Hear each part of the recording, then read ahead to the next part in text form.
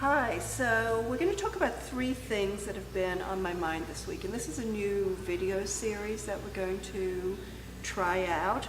So the three things I'm going to talk about are all the fabulous new rum and tiki bars that are sprouting up all over the city and actually all over the country.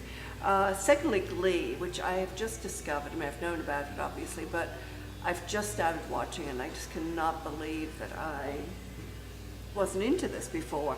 And then third is Shepard Fairey's show at Deitch Projects, and also all the work he's done around town. So first of all, I want to start off with the rum and the tiki bars. So after years of being basically kind of treated like a second-rate citizen, all of a sudden mixologists are discovering rum. And this really makes sense because after years of being supplanted by vodka and gin and all these other more artisanal spirits, rum really seemed to be so out of style that it was going to be considered trendy sooner or later, and that moment has definitely arrived. Some of the bars that are focusing on rum include the Tar Pit, which is in LA. I haven't been there. I was supposed to go there a couple of weeks ago and got this awful wisdom tooth and didn't end up going. Smuggler's Cove in San Francisco, also haven't been there yet. But in New York, Painkiller just opened, and that's in the old East Side Company space on Essex Street. And it was opened by the guys who own Dutch Kills in Long Island City. Jamie and I went on opening night last week, and we actually got the first two drinks that were poured on opening day. So it was a Mai Tai for Jamie and a Suffering Bastard for me. The drinks were great, and their selections of rums were good. Bacardi, and this is in the spirit of transparency, they're a client of ours. Bacardi is represented by Bacardi 8, Solero, and 151. And then Atlantico, which is a rum that's owned by one of our friends, Brandon Lieb, also is there. So the bottom line, though, on Painkiller is that the drinks were really impressive. The crowd was totally excited and tikied out, a lot of Hawaiian shirts.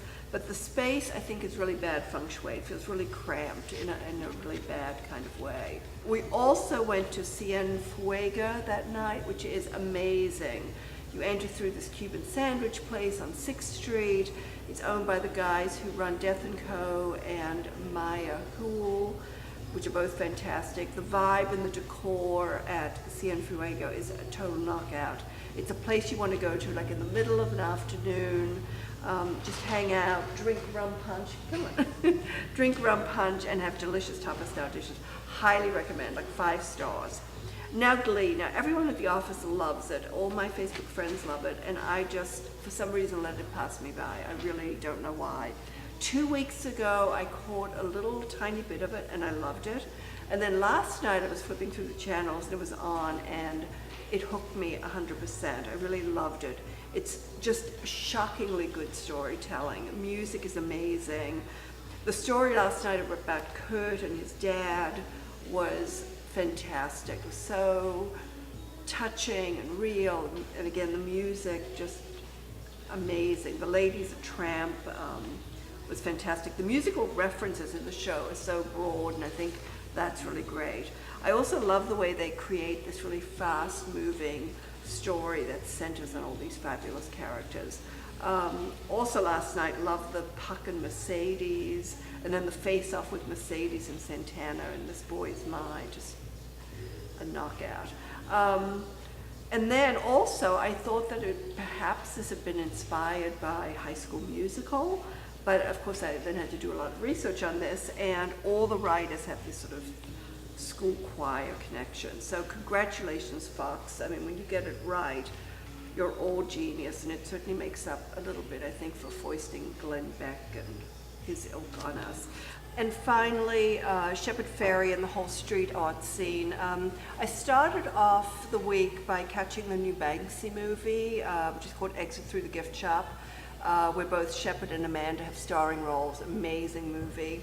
It's really funny, it's insightful, and really worth checking out if, you know, by anyone who's a fan of artists like Banksy or Swoon or, of course, Shepard. So I caught the movie at Sunshine, which is on Houston Street, and then that was just down the street from that huge billboard that Deitch Projects curates.